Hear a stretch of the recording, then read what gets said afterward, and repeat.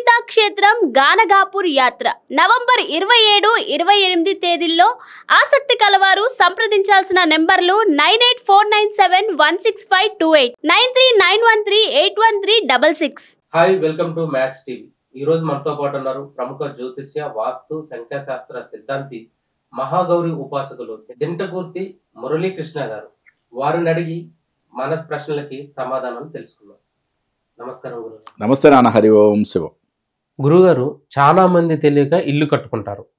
తర్వాత వాస్తు పండితులు వచ్చేసి దీనికి బజారు చూపు పడ్డది, వీధి సోల పడ్డది అని చెప్తుంటారు. ఇప్పుడు వాళ్ళ పరిస్థితి ఏంటి మరి?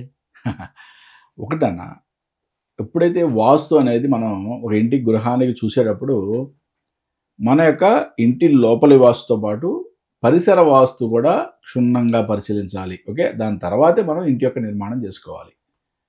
అంటే ప్రతి వీధి చూపు, ప్రతి వీధి సోల కూడా నెగిటివ్ అని చెప్పలేం. అంటే పాజిటివ్ వీధి సోలని వీధి చూపు అని పిలుస్తారు, నెగిటివ్ వాటిని వీధి సోల అని పిలుస్తారు. బట్ చాలా మంది దేనైనా సరే వీధి సోల అని పిలుస్తారు, what ever it may be. మనకి తూర్పు వైపు వచ్చేటప్పటికి తూర్పు ఈశాన్యం వైపు పాజిటివ్ వీధి సోల, తూర్పు ఆగ్నేయ వైపు నెగిటివ్ వీధి సోల, దక్షిణ వైపు వచ్చేటప్పటికి దక్షిణ ఆగ్నేయం పాజిటివ్ వీధి సోల, దక్షిణ నైరుతి నెగిటివ్ వీధి సోల, పడమర వైపు వచ్చేటప్పటికి పడమర వాయువ్యం పాజిటివ్ వీధి సోల, పడమర నైరుతి నెగిటివ్ వీధి సోల, ఉత్తరం వైపు ఉత్తర ఈశాన్యం పాజిటివ్ వీధి సోల, ఉత్తర వాయువ్యం నెగిటివ్ వీధి సోల. అంటే ఈ విధంగా ఉన్న ప్లాట్లో, అంటే పాజిటివ్ వైపు ఉన్న వీధి సోల ఉన్న ప్లాట్లో మనం ఇంటి నిర్మాణం చేసుకుంటే, వాస్తు ప్రకారం ఇంటిని నిర్మించినట్లయితే, అంటే మన ఇంటి వాస్తు ద్వారా వచ్చే మన అడ్వాంటేజెస్తో పాటుగా అది కూడా ఒక యాడెడ్ అడ్వాంటేజ్, పరిసర వాస్తు.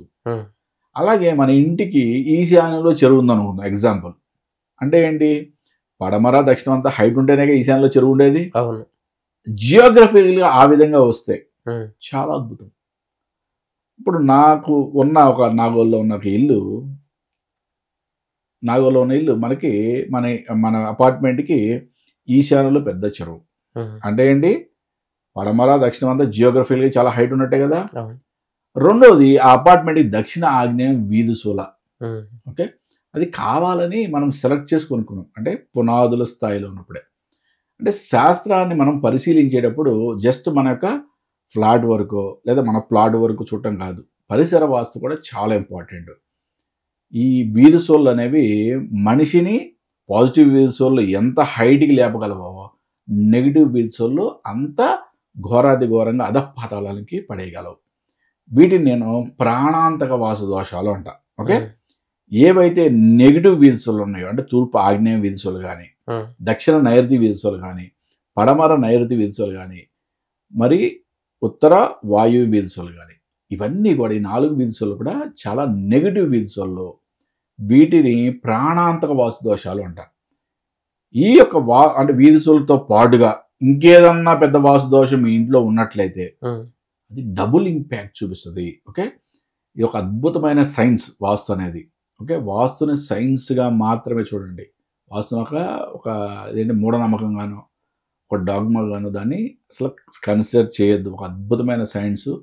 దీంట్లో ఎన్నో వేల సూత్రాలను పాటించడం కన్నా మన ప్రాణాల మీదకి వచ్చే అట్లీస్ట్, ఓకే, నేను రాసిన వాస్తు సంధ్య అనే పుస్తకంలో ప్రాణాంతక వాస్తు దోషాలు ఒక 20 pages Telugu, 20 pages English.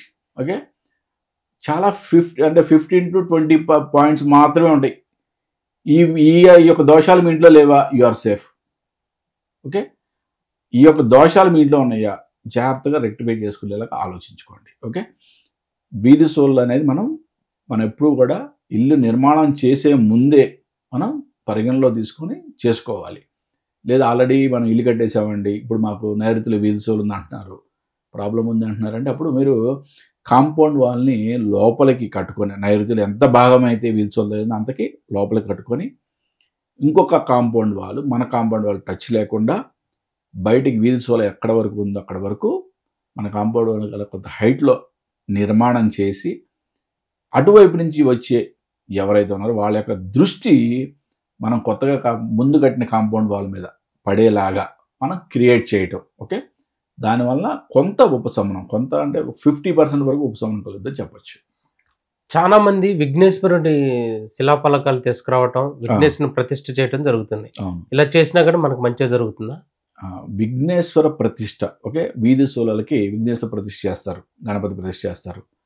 Ganapati ప్రతిష్ఠ చేసామంటే అది ఒక దేవాలయం కింద లెక్క. ఓకే, అక్కడంతా కూడా ప్రతిష్ఠ కార్యక్రమం అంతా కూడా శాస్త్రోక్తంగా జరుగుద్ది. అంటే ప్రతిరోజు కూడా మనం అక్కడ ధూపదీప నైవేద్యాలు చేయాలి.